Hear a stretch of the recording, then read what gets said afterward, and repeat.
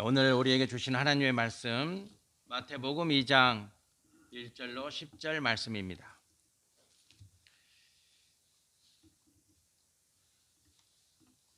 마태복음 2장 1절로 10절입니다. 신약성경 1페이지가 되겠습니다. 제가 1절 말씀을 먼저 봉독합니다. 헤롯 왕 때에 예수께서 유대 베들레헴에서 나심에 동방으로부터 박사들이 예루살렘에 이르러 말하되 왕으로 나신 이가 어디 계시냐? 우리가 동방에서 그의 별을 보고 그에게 경배하러 왔노라 하니 헤롯 왕과 온 예루살렘이 듣고 소동한지라. 왕이 모든 대제사장들과 백성의 서기관들을 모아 그리스도가 어디서 나겠느냐 물으니 이르되 유대 베들레헴이오니 이는 선지자로 이렇게 기록된 바 또 유대 땅 베들레헴아 너는 유대 거울 중에서 가장 작지 아니하도다. 네게서 한 다스리는 자가 나와서 내 백성 이스라엘 목자가 되리라 하였음이니이다. 이에 헤롯이 가만히 박사들을 불러 별이 나타난 때를 자세히 묻고 베들레헴으로 보내며 이르되 가서 아기에 대하여 자세히 알아보고 찾거든 내게 고하여 나도 가서 그에게 경배하게 하라. 박사들이 왕의 말을 듣고 갈새 동방에서 보던 그 별이 문득 앞서 인도하여 가다가 아기 있는 곳 위에 머물러 서 있는지라. 그들이 별을 보고 매우 크게 기뻐하더라. 아멘. 아멘. 미국의 해안가 지역에 가면은 어김없이 이 나무가 심겨져 있습니다. 방풍림이다 그러죠. 저희 동해 안에도 보면은 방풍림 역할을 하는 나무가 심겨져 있는데 주로 소나무가 많이 심겨져 있더라고요. 소나무가.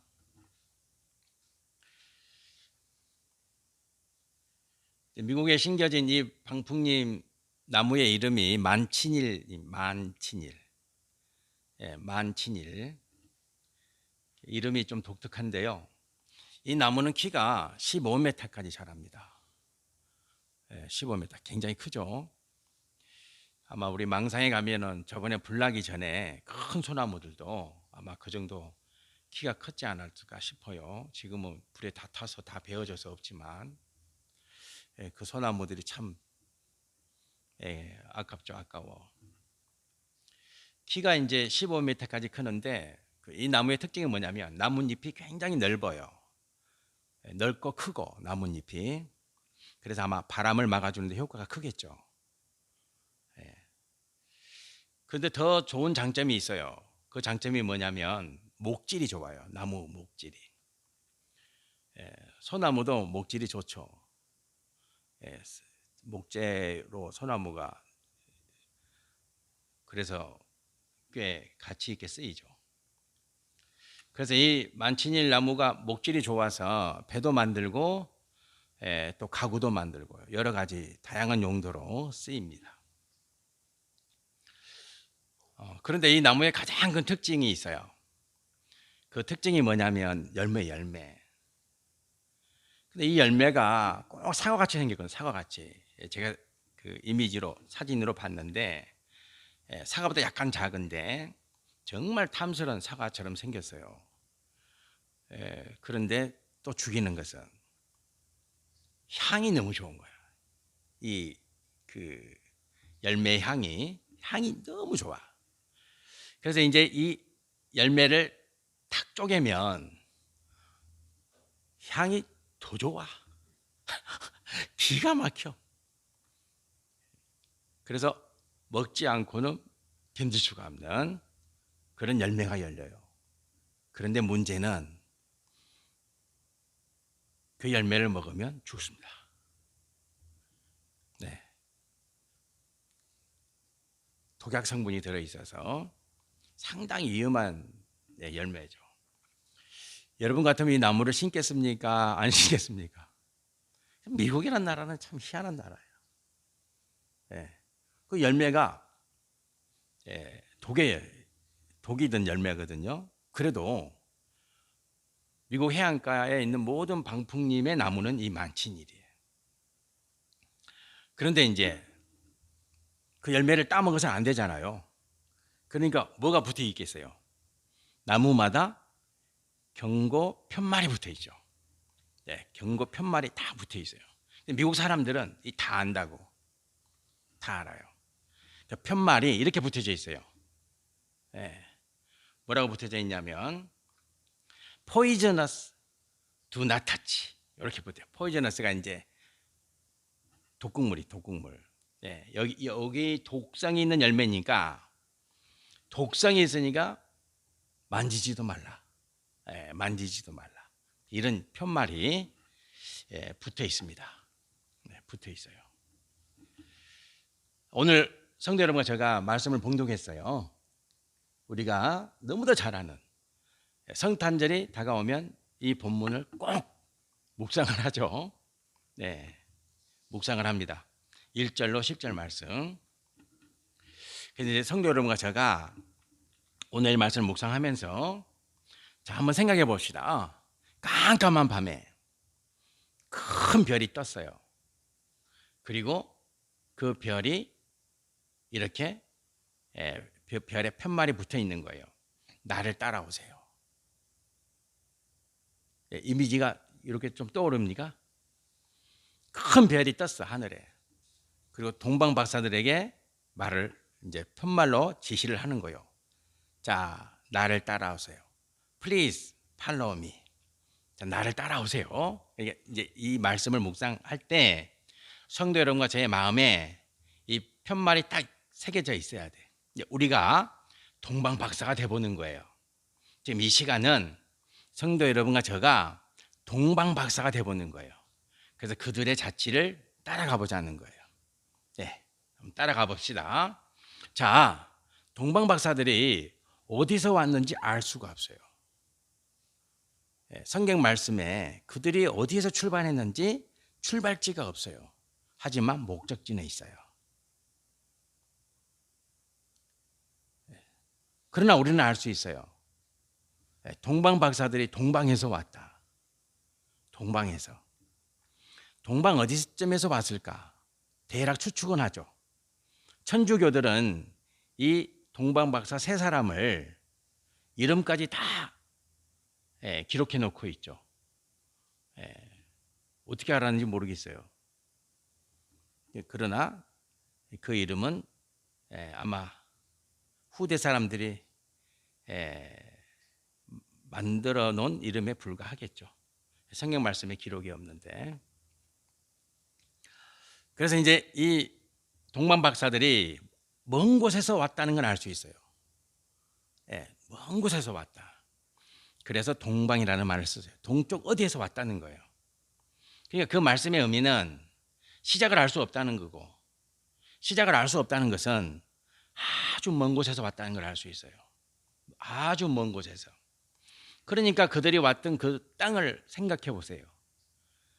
그들이 저 동쪽 어디에 사는 사람들인지 모르겠지만 그 땅에서, 그 나라에서 이 별을 따라 베들레헴까지 온 거예요. 그 먼 곳에서, 그 거친 땅, 그리고 반드시 동방에서 베들레헴에 오려면 사막을 건너와야 돼요. 어쩔 수 없어요. 사막을 건넜겠죠. 그래서 우리는 그 동방 박사들이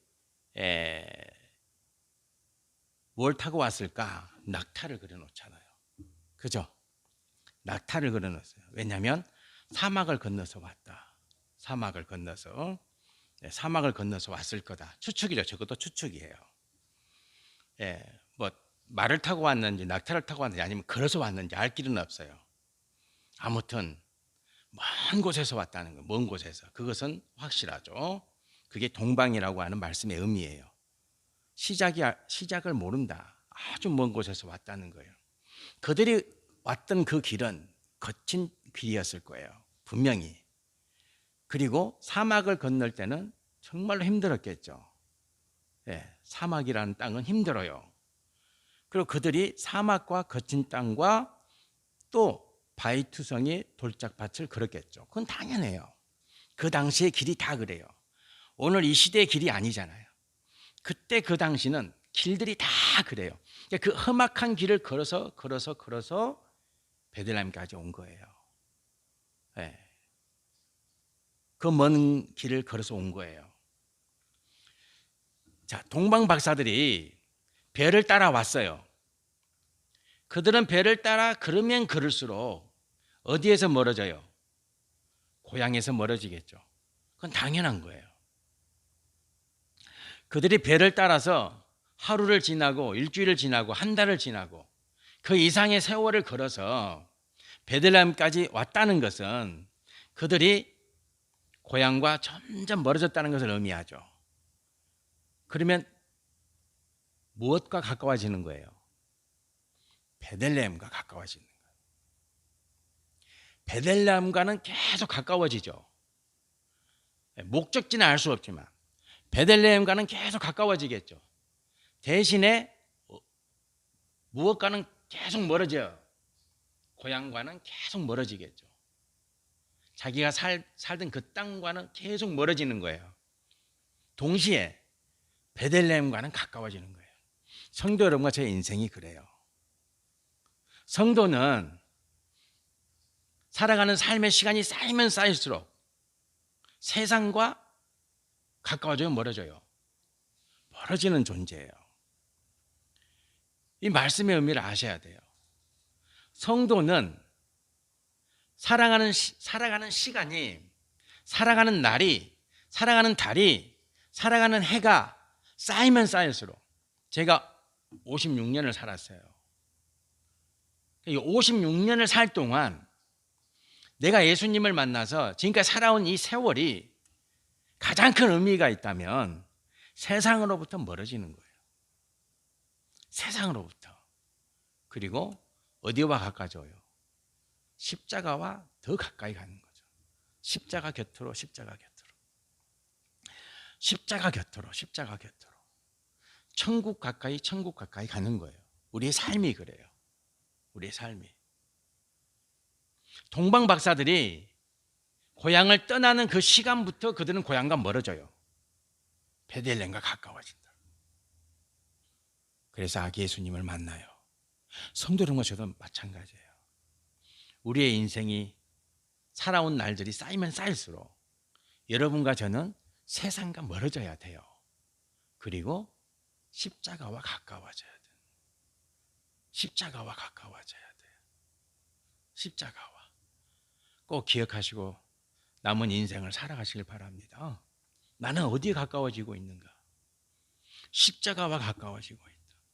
나는 어디에 가까워지고 있는가? 천국과 가까워지고 있다. 두렵습니까? 아니죠. 가까워지고 있는데 왜 두려워요? 슬픕니까? 아니죠. 세상과 멀어지고 있는데 기뻐야죠.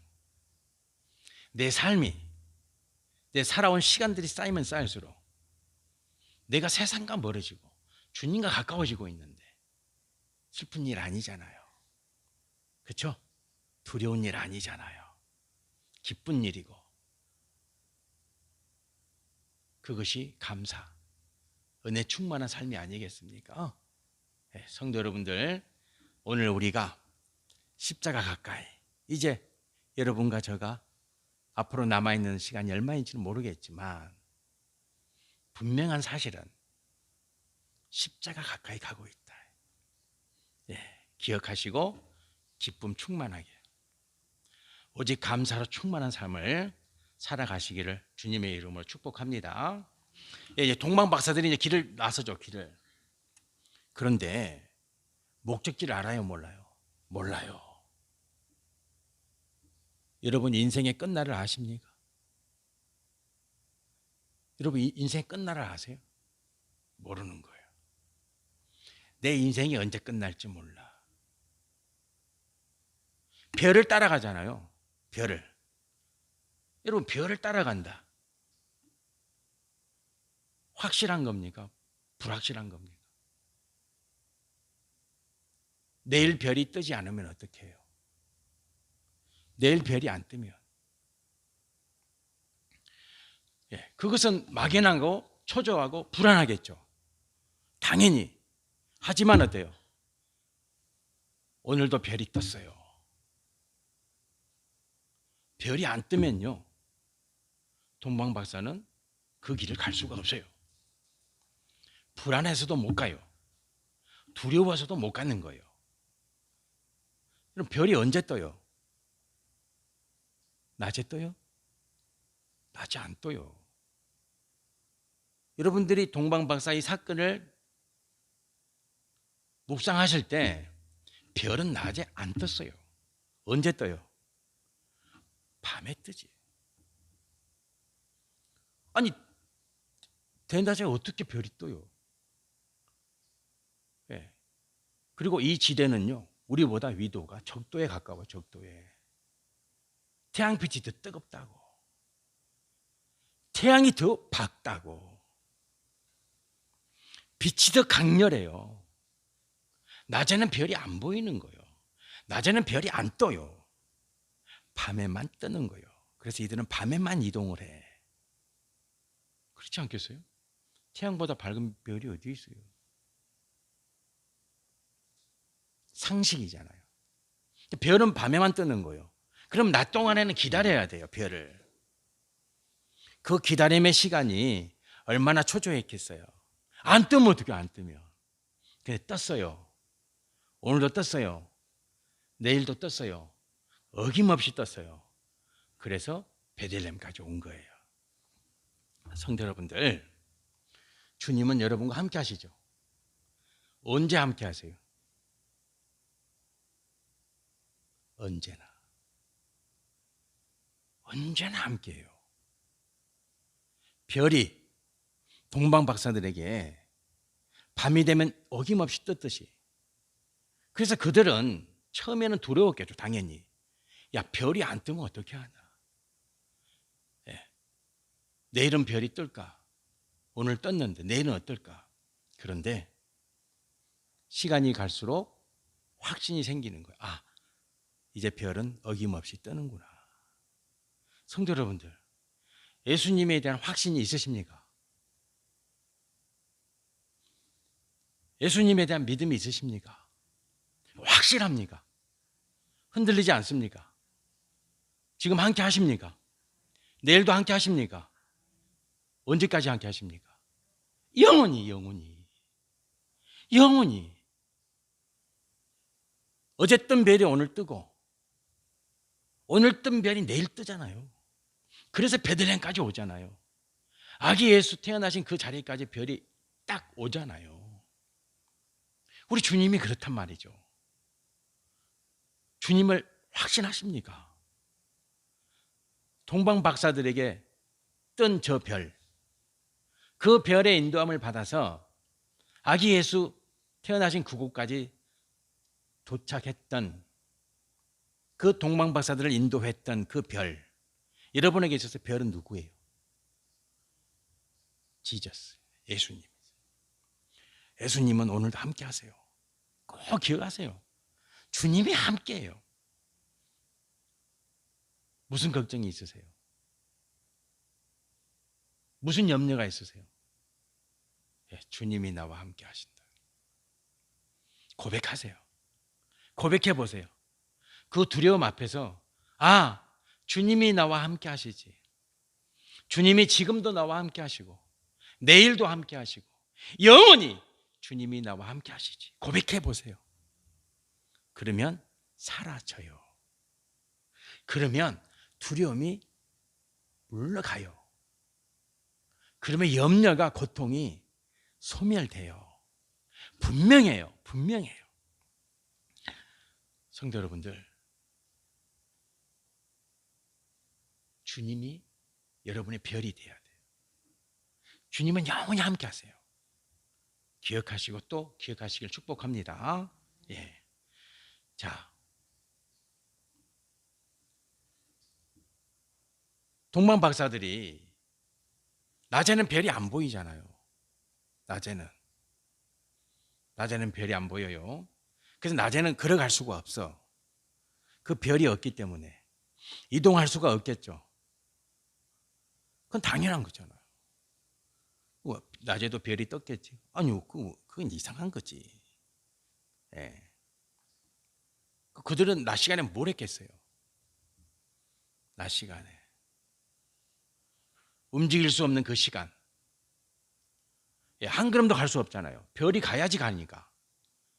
별이 나타나서 별이 이동을 해야 그 별을 따라가는데 그들은 한 걸음도 움직이지 못하잖아요. 한 걸음도. 예, 한 걸음도 못 가잖아요. 여러분과 저가 주님을 따라갈 때 이처럼 따라가야 돼요. 주님이 앞서 가셔야 돼요. 기억하셔야 돼요. 기억하고, 이게 안 돼요. 이게 안 돼, 우리는. 저도 고백하건대. 항상 제가 먼저 가요. 그래서 나중에 후회해요. 제가 먼저 가더라고. 예, 저도 명색이 목사인데 주님을 항상 앞서 모시고 가야 되잖아요.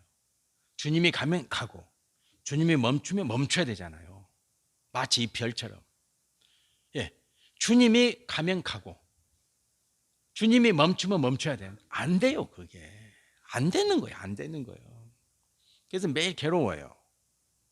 항상 제가 먼저 가요. 그래서 사고가 나는 거예요. 내가 먼저 가요, 내가. 여러분, 천천히 한번 생각해 보세요. 나는 주님이 먼저 가나, 내가 먼저 가나. 저는 고백하건대 매 순간 제가 먼저 가요. 안 돼요, 안 돼. 안 돼. 그래서 사모를 속상하게 만들고 우리 자식들을 화나게 만들고 그래요. 제가 먼저 간다니까, 제가. 성도 여러분과 제가 주님 따라가는 백성이 돼야 돼요. 정말이에요. 고백하세요. 매 순간 고백하세요. 그리고 어떤 일을 할 때 고백하세요. 주님 먼저 가세요. 그러면 세상에 휘둘리지 않아요. 세상의 욕심이 나를 주장할 수가 없어. 왜 주장해요? 내가 앞서가니. 내가 먼저 앞서가요. 내가. 그리고는 후회하죠. 아, 또 내가 앞섰구나. 주님은 움직이지도 않으셨는데 내가 먼저 달려가는 거예요. 걷는 것도 아니야. 달려가고 있어. 달려가고 있어. 별이 없는데, 별이 움직이지 않는데 달려가고 있다니까. 동방박사들은요, 안 움직였어요. 별이 멈춘 그 자리에 멈췄어요. 오늘 예루살렘에서 별이 사라졌잖아요. 그래서 그들은 예루살렘에 있었어요. 딴 곳으로 안 갔다고. 그 자리에 있는 거예요. 별이 예루살렘에서 없어졌잖아요. 그래서 예루살렘에 있는 거예요. 성도 여러분과 제가 주님 앞세우기를 바랍니다. 주님이 나와 영원히 함께 하신다. 주님을 앞세워야 돼요. 주님을 앞세워야 돼요. 어려워요. 안 돼요. 그래도 해야 돼요. 그래도 해야 돼. 몸부림치면서 해야 돼. 그리할 때 됩니다. 안 될 것 같죠? 됩니다. 내 생각으로, 내 판단으로, 내 계획으로 안 될 것 같죠? 됩니다. 반드시 돼요. 주님 앞세우면. 기억하세요. 네, 기억하세요. 주님을 앞세워야 돼요. 주님을. 주님 인도해 주세요. 이 문제를 주님이 앞장서서 이 문제를 풀어주세요. 기도하고 주님 따라가세요. 그러면 돼요. 안 될 것 같죠? 해보세요. 됩니다. 됩니다.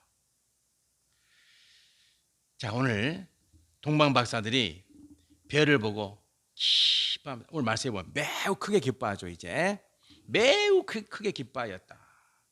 이제 알았어요.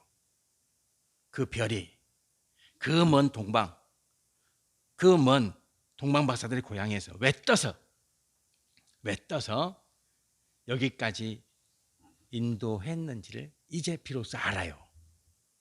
별의 의미를 안다고. 그 전까지는 몰랐어요.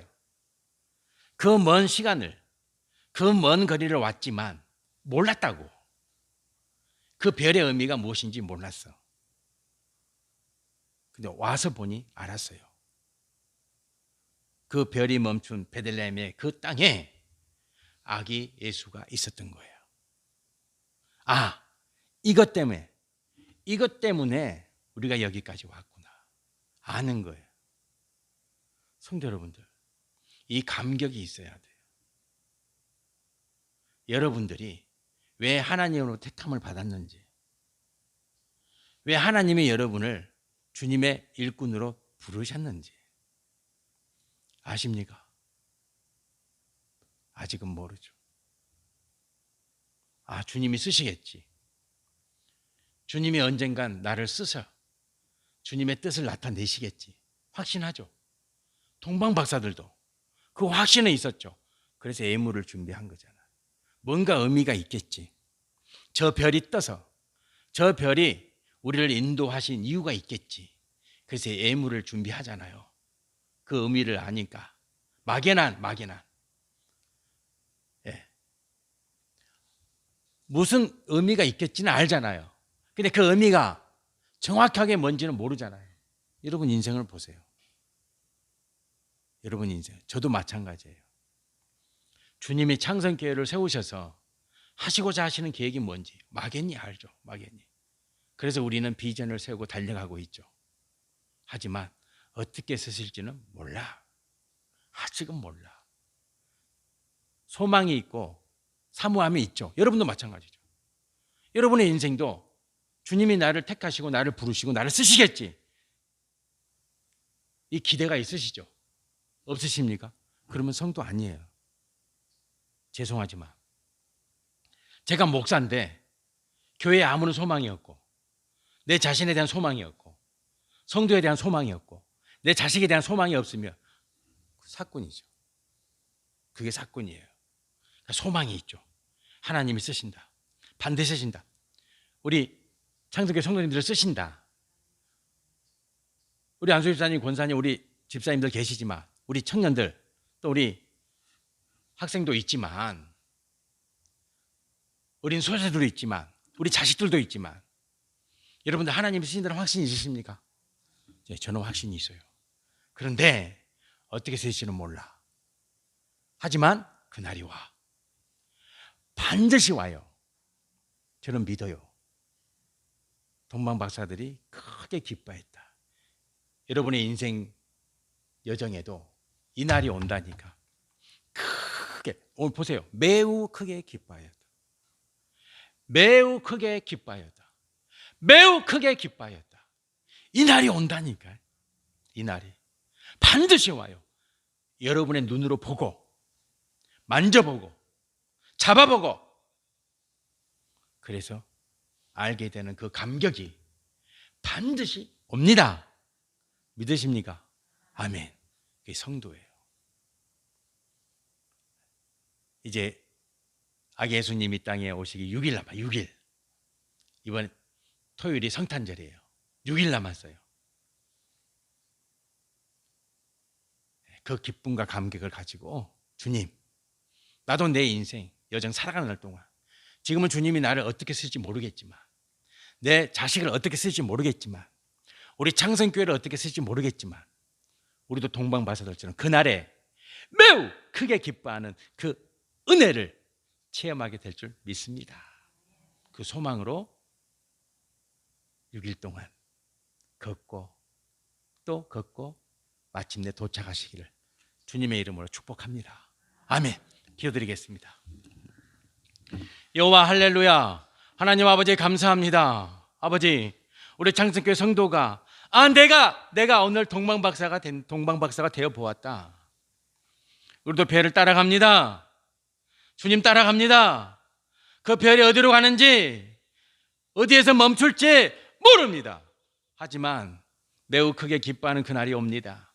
주님이 앞장서고 우리가 따라가고 주님이 나에게 매우 큰 기쁨을 주실 줄 믿는 그 소망으로 우리 가정에, 우리 자식들에게, 그리고 우리 창성교회 주님 매우 크게 기뻐하는 그날이 준비되어 있음을 믿습니다.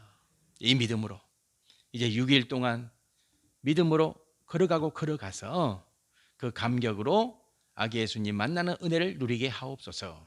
예수님 이름으로 기도드립니다. 아멘. 아멘.